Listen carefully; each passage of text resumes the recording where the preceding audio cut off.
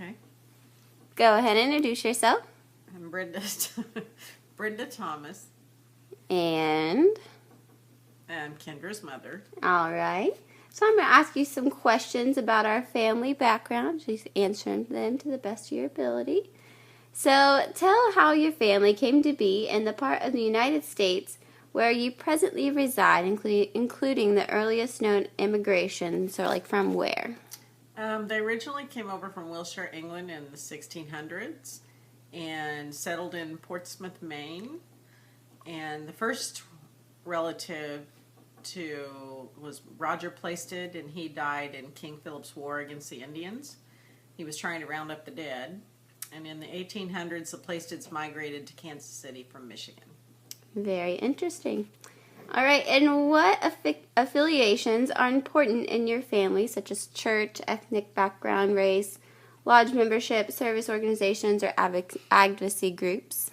My father, Kendra's grandfather, Robert Plaisted, was a member of the Masonic Lodge and the Boilermakers Union, and these were very important to him. The Boilermakers Union was basically his livelihood, so that was what he did for a living. All right. And what roles or scripts are expected to follow as a son or daughter or a wife? Or what is the ideal person of the same gender in your family's eyes? The women were homemakers for the longest time, and that was kind of the expectation. But growing up, I cooked meals for the family and babysat my brother and had my first job. So what virtues or abilities are most valued to your family? My family valued their faith very much, very strong Christian family, and a strong work ethic. Okay, very good. And what are your holiday traditions?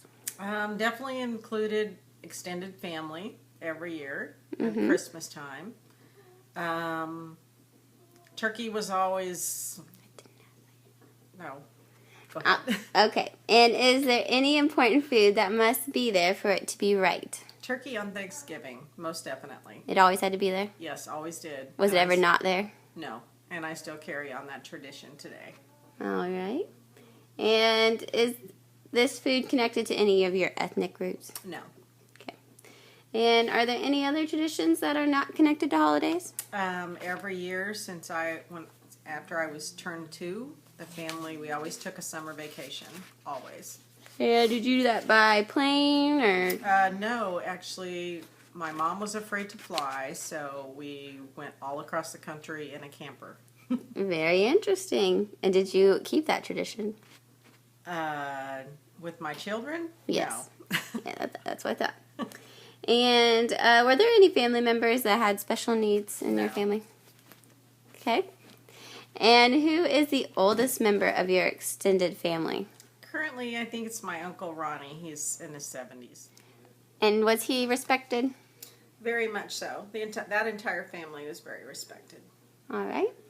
Are there any cherished items that have been handed down within your family? Antique dishes. I'd be the 4th generation that those would be passed down to. Okay, very cool. And are there names that have been repeated across generations, or are names in your family specific to cultural background? Roy was my dad's name and his dad's name, and it's actually a traditional family name from way back, so it's from what I understand. Okay. And did you name any of your kids Roy? I did not. So you did not keep the tradition? I did not. You are a tradition breaker. I'm a tradition breaker. All right. And is there anything else you'd like to say that's important to your family, that you cherish in your family, something interesting? The family has always had a very large sense of humor. And that has definitely been passed down. All right. Thank you for your interview. Thank you.